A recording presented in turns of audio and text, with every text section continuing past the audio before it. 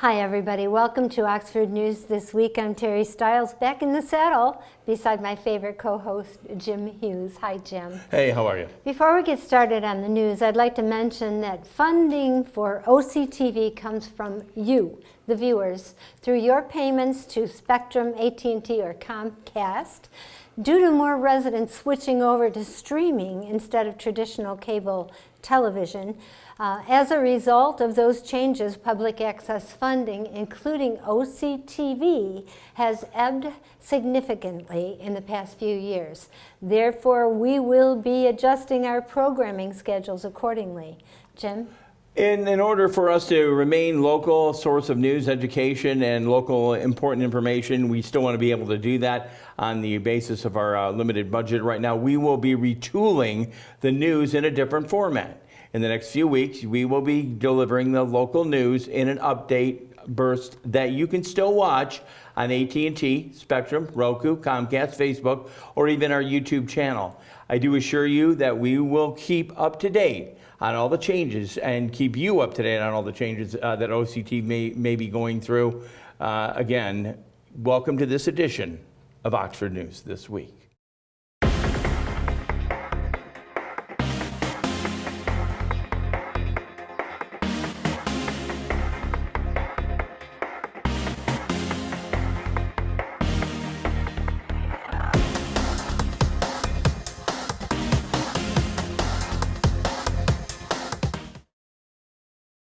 So CPR does save lives. Just ask owner of Italia Gardens, whose employee survived a sudden heart attack thanks to the immediate actions of his boss, Ed Klemick, and customer Jason Harrison.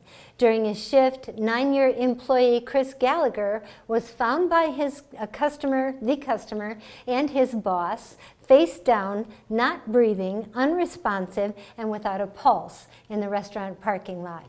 The rescuers took turns doing CPR, which both knew how to do because they were members of a fire department, each separately.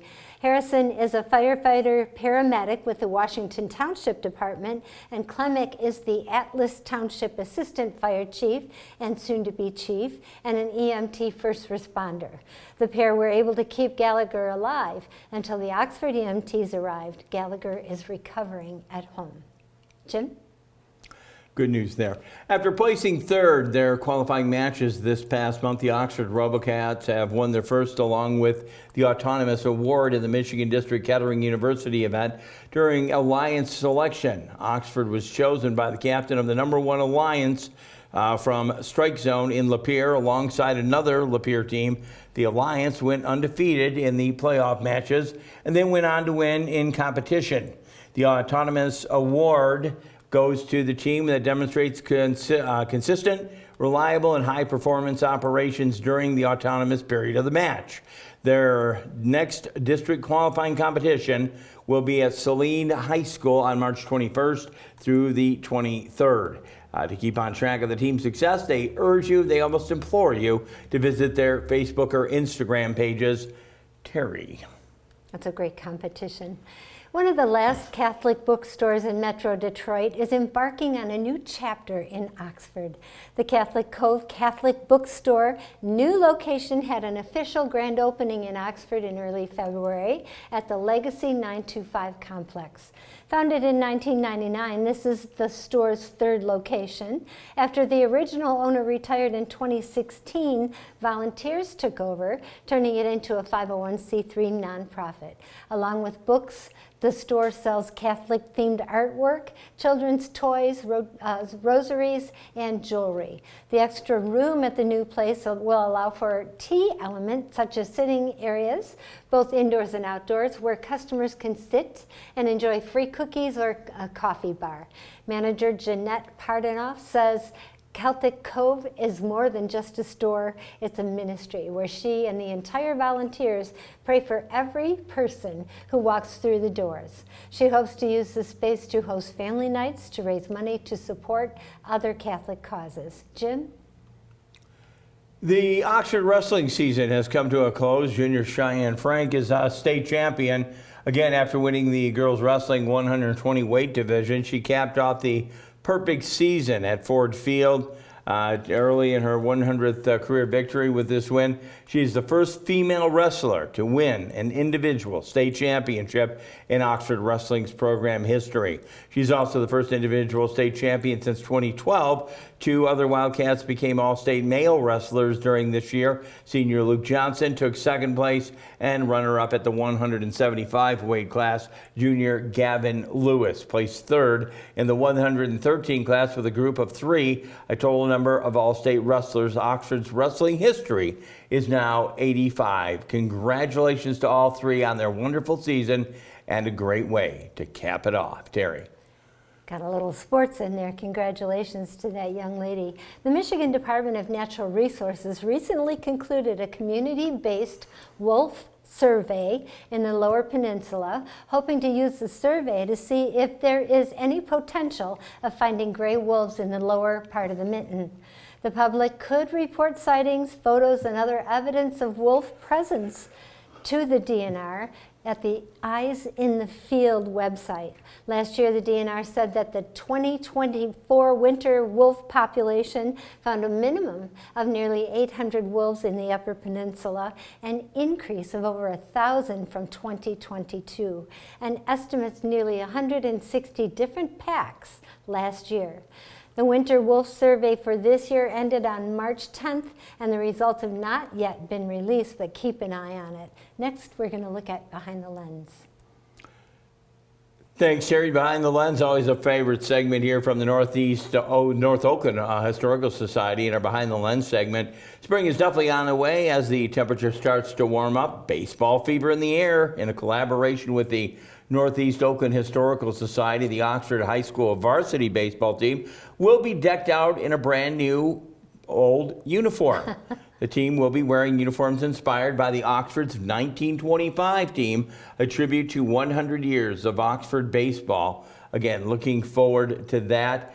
It's going to be some good stuff watching that. Very cool. Okay, I love understand. that. Prior to the broadcast here, you said you're back on the reading again. Yeah. So what do you got going? Reading? So I am reading. I'm reading fun novels right now Okay. by a writer called Janet Ivanovich. Okay. She kind of writes series. It's about the same characters, but different events happening. Oh, gotcha. And there's a lot of chaos and disaster, and it's a fun book to read. So you break up those heavy-duty novels, and I was for a while listening to some heavy-duty music. So I'm doing something fun now. No, So this that's is one reading and I- not in the car. It is in the car. Oh, it's still in the car. Okay. Yeah, so I don't know how to explain that. I guess I'm listening to. No, I get it. Now, like I said, we down where I live down there, I mean, some people from Oxford might even take 696. There's a big construction project there and a lot of detours. And I was going to suggest, I didn't say it on the radio station, but maybe pick up a podcast, do podcasting, or listen to books on tape. Yep, I have quite a few podcasts. You can, anything if you're interested in yoga or meditation. Maybe not when you're driving, but what a good idea. Or even listen Probably to not a sleep novel. therapy either would be a good idea. Maybe not, or the calm ones. I love the calm ones. It helps me sleep at night. But yeah, you could get through some heavy-duty tomes by going through that traffic. Talk a little bit about how is it going with them closing down 696? Honestly, in that area, I think people were ready for it. I mean, it's definitely going to be a challenge for the next 2 years, but the orange barrels go up means we don't see any ice and snow, and we know things are that's getting true. done. So we trade one for the other. You either get the ice and snow or you get the orange barrels. The best thing I can say, and I mean, I do it kind of, on a side note with my job there, just give yourself adequate time. Don't rush to where you're going. Give yourself maybe a half hour, whether you're driving through Oxford, whether you're going, just relax, take your time. Listen to a book. And before we go to break here, I know Dave Kenny's coming up with a few segments. I'll have sports, and we'll be closing the news out. And again, we did reiterate this at the beginning part of our broadcast. We are doing a little bit of a reinvention here. We're kind of looking forward to it. I know Terry and I are going to be excited about it. I mean, it's you're still going to get the news. You're going to maybe even get it more timely by the way we're going to do it. Hopefully so.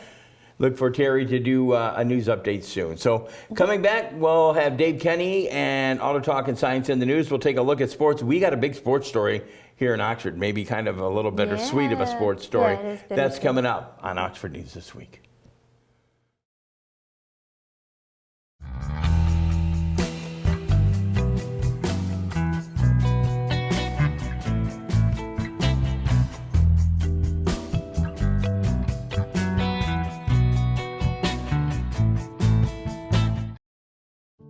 What is dementia? Is it the same as Alzheimer's? What is vascular dementia, Lewy body, FTD, TBI, and CTE?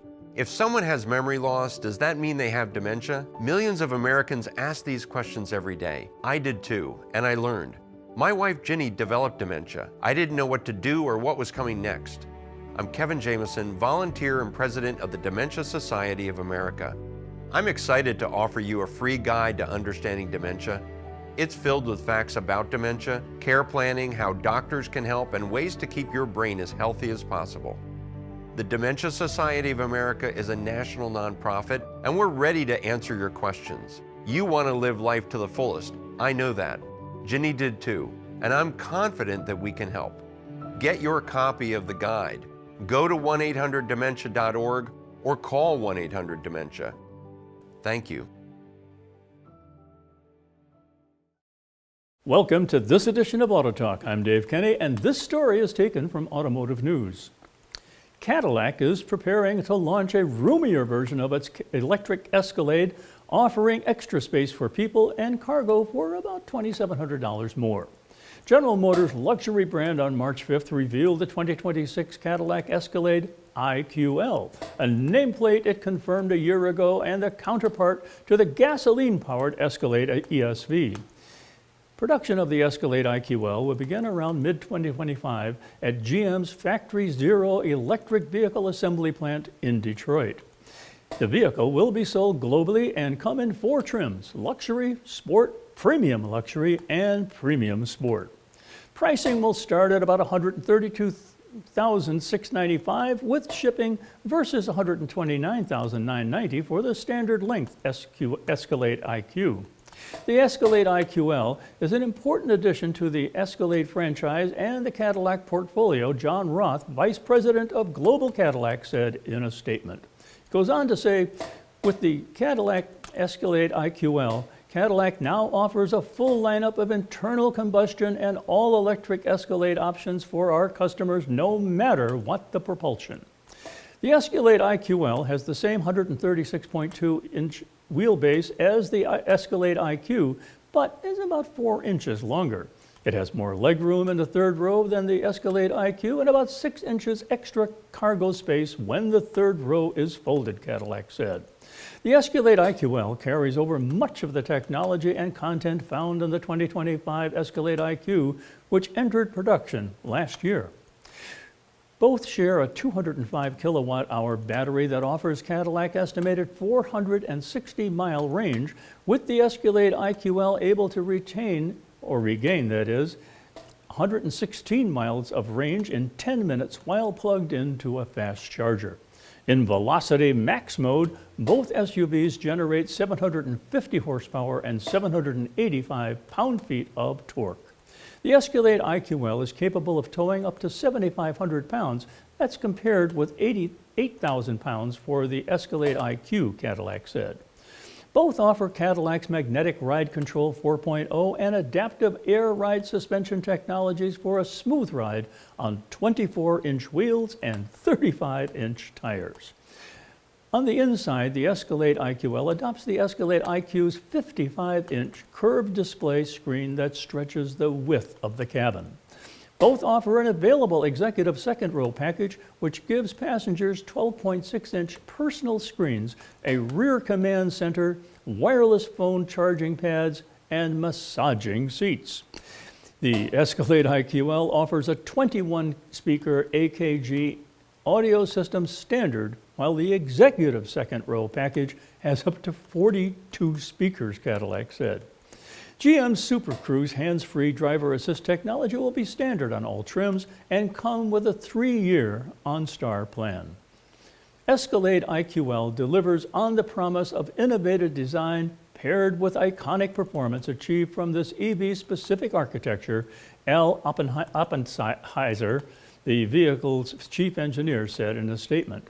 Building on Cadillac's theory of isolated precision, Escalade IQL offers an engaging driving experience with a strong connection to the road for those customers looking for a bit more space, he says.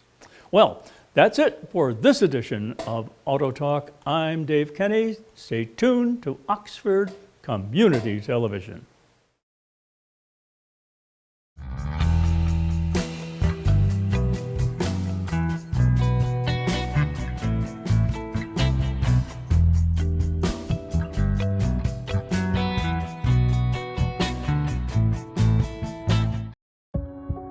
One in every 500 African Americans in the U.S. suffers from sickle cell disease.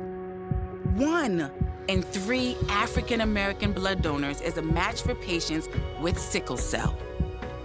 1 appointment to donate blood with the American Red Cross can help save a life. Will you be that one? Visit redcrossblood.org/ourblood today to schedule an appointment at a location near you.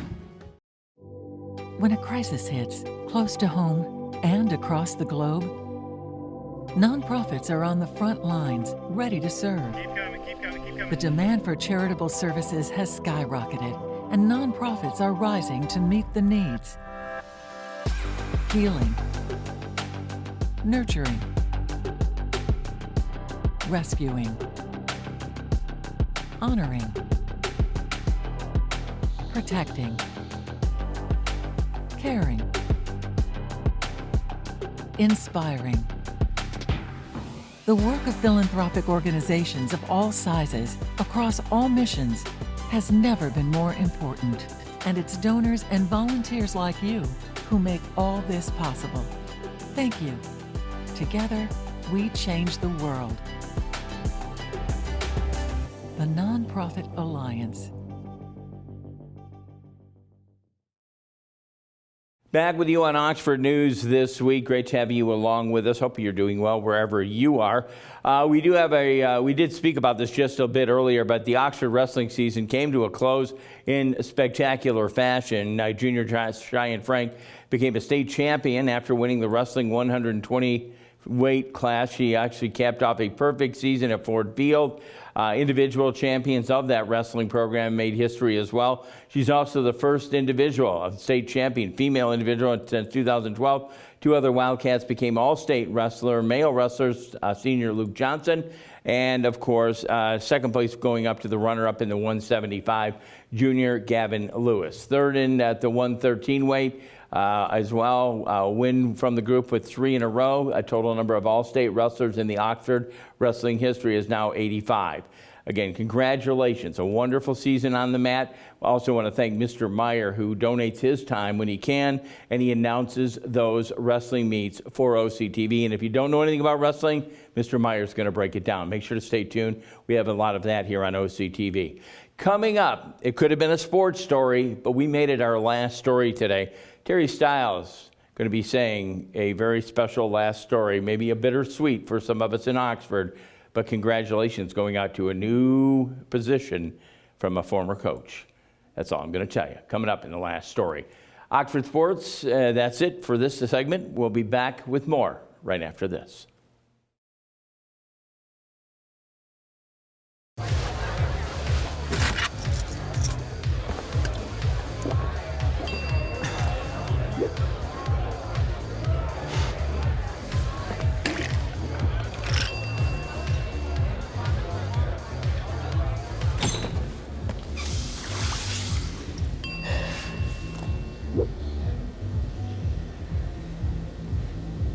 If you need to do something to feel okay to drive, you're not okay to drive. Don't drive buzzed.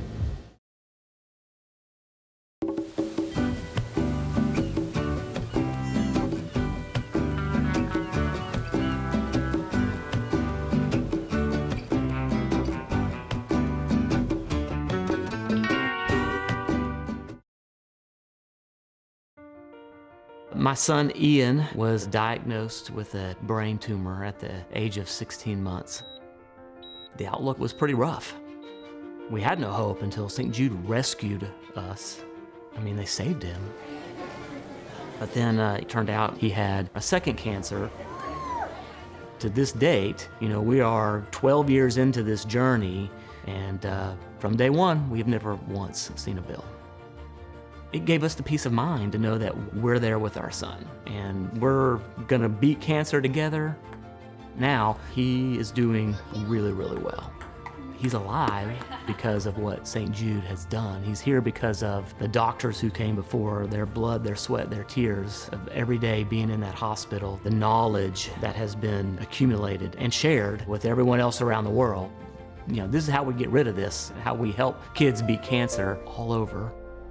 It's the future. Hi, I'm Peyton Manning, and I'm partnering with the American Red Cross this year to tackle blood shortages. Giving blood's important because every 2 seconds, someone actually needs blood, and unfortunately, only like 3% of the US population donates. So we have to step up to give and to make sure there's plenty of blood available for those in need. Visit redcrossblood.org to get in the game and make an appointment to give. Welcome to Science in the News. I'm Dave Kenny, and this story is taken from New Scientist. The latest addition to NASA's fleet of space telescopes was to have launched last weekend and quickly set to work scanning the entire sky in a range of near-infrared wavelengths, collecting rich data on more than 450 million galaxies. The spectrophotometer for the history of the universe epoch of reionization and ISIS Explorer, or more simply Sphere-X, was due to have launched on Saturday, March 8th, atop SpaceX Falcon 9 rocket from Vandenberg Space Force Base in California. It carries a camera with a filter that splits incoming light like a prism and beams different portions of the spectrum onto 102 separate color sensors. As the telescope pans around the sky, it slowly pieces together a complete image, pixel by pixel. The strategy allows relatively small and simple camera with no moving parts to do what might otherwise require a heavy and costly suite of sensors. If you scan the sky slowly by moving the telescope incrementally, and then after enough time, each pixel in the sky will have been observed over a very wide wavelength range, giving you a crude spectrum of every bit of the sky, which has never been done before, says Richard Ellis at the University College in London. It's a very small space telescope, but it's got some very unique features. Ellis says this rich data set will allow serendipitous discoveries. It's likely to find the unexpected, he says. The infrared data outside the range of human vision will allow scientists to determine how far away objects are and learn about how galaxies form and evolve. It can also be used to determine the chemical makeup of objects, potentially revealing the presence of water and other key ingredients for life. Anything interesting thrown up by Sphere-X can then be investigated in a more focused way using NASA's existing space telescope fleet, including the aging but powerful Hubble Space Telescope and the newer James Webb Space Telescope, or JWST. Christopher Consolis at the University of Manchester in the UK says Sphere-X won't match the resolution of JWST or produce similarly awe-inspiring images, but it will be a workhorse for scientific discovery. JWST has the potential to point at one part of the sky and take some big pictures and reveal something completely new. And Sphere-X won't be able to really do the same thing, he says. It's going to be an analysis that's going to take years, and it's going to cover the sky many, many times. Sphere-X will orbit Earth 14.5 times a day, facing away from the planet's surface, and complete 11,000 orbits in its 2-year lifespan. 3 cone-shaped shields will protect its instruments against the interference from the radiant heat of Earth and the Sun. Launching on the same rocket will be another NASA mission, the polarimeter to unify the corona and heliosphere, or punch, which will study the sun's solar wind. Well, that's it for this edition of Science in the News. I'm Dave Kenny.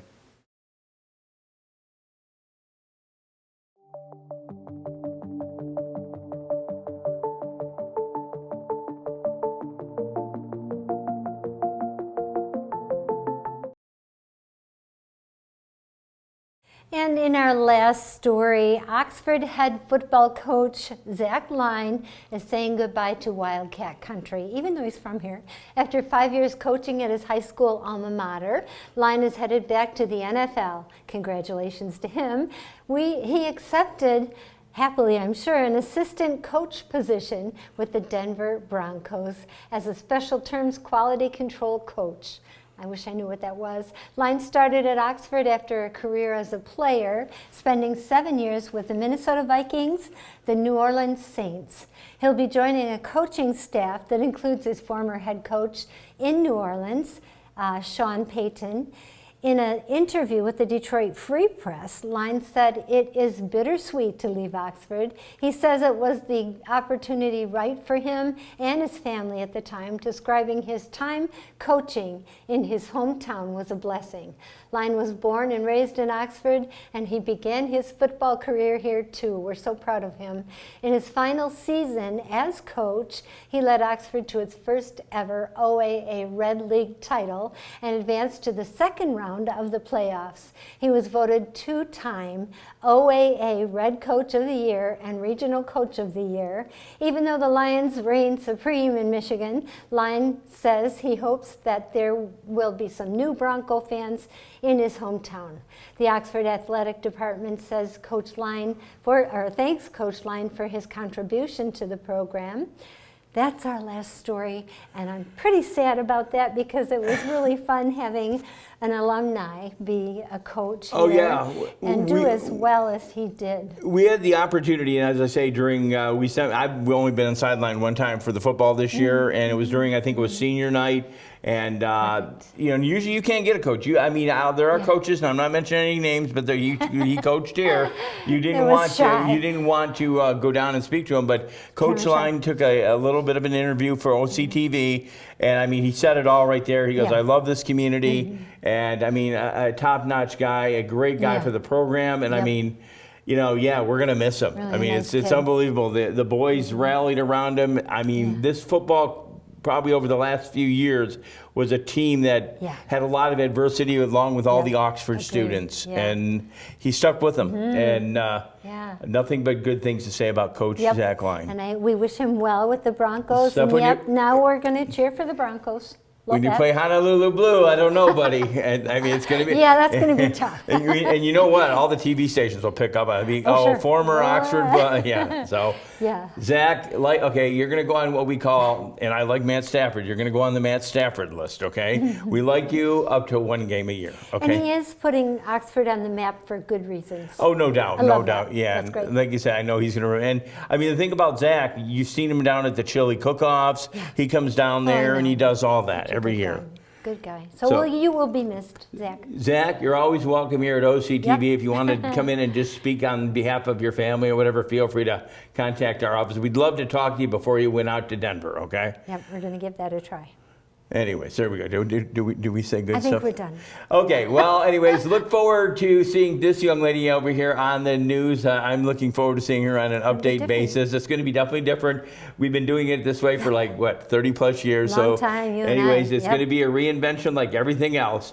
OCTV actually still can be viewed on Spectrum Charter Channel 191. Hopefully the script will stay. And Channel 99 on that ATT Uverse system. Check us out on YouTube, Facebook, Rumble, the Amazon Fire Stick, or the Roku app, or just come on down here and we'll put you in the audience. If you have a show idea or would like to volunteer at OCTV, give our office a call, 248-628-9658. That's the number. Very special thank you to producer, director, the one and only Kyle Snage, news writer extraordinaire. She does it well in college, Allison Miller. Station manager, Terry Stouts. For everyone here, my new personal shopper too, I'm Jim Hughes. Hoping you have a safe week. I invite you back next time, and again, that's when we will take a look at Oxford News This Week. Bye-bye.